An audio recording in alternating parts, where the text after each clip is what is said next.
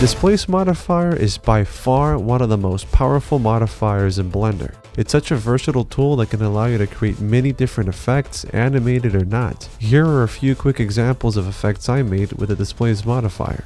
The Displace Modifier will modify the shape of your mesh by pushing or pulling on its vertices. Grayscale values are used to determine which vertex will be pushed or pulled. Black values will push in the vertex, while white values will pull them out.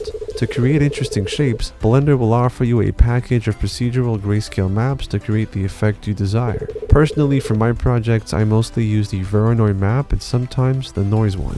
These can be found under the texture properties, which we'll view in just a moment. And this is what makes the Displace Modifier special. It creates a system that allows you to control the modification of your object's shape and harness the power of displacement. Let's take a tour.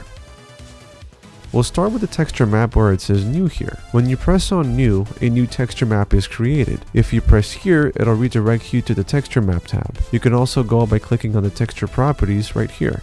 This is where I choose which procedural map I'd like from the package of procedural maps I've mentioned earlier in the video. What these maps do is create a pattern in grayscale values, the range of black and white values that push and pull on the vertices, and therefore modify the object's shape.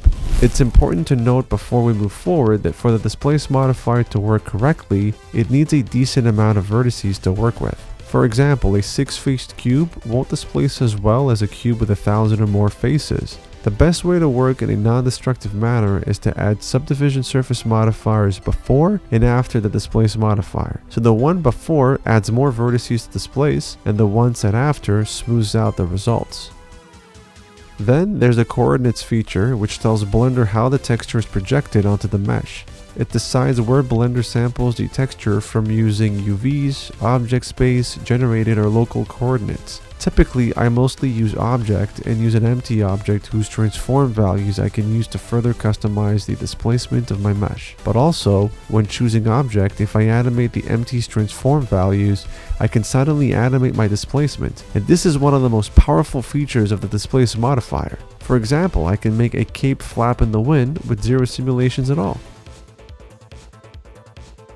Next up is the direction feature, which controls which way the vertices move when displaced. Now, by default, vertices move along their normals, which is what you'll probably use 99% of the time, but you can also displace them along the X, Y, or Z axes.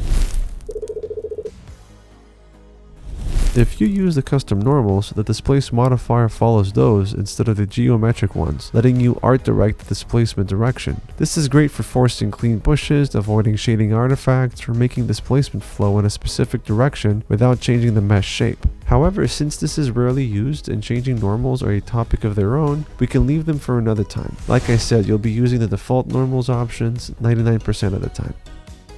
Strength controls the amplitude or intensity of the displacement. High values exaggerate the effect, while lower values make it more subtle. Negative values will invert the effect.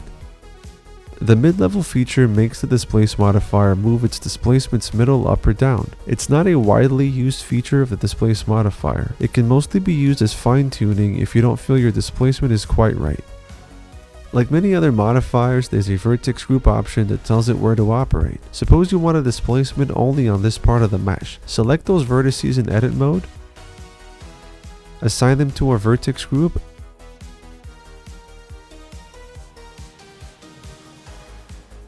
and when you go back to your modifier stack, select that Vertex Group, and now the displacement will only act on this area. You can also invert the effect by clicking on the arrow button here.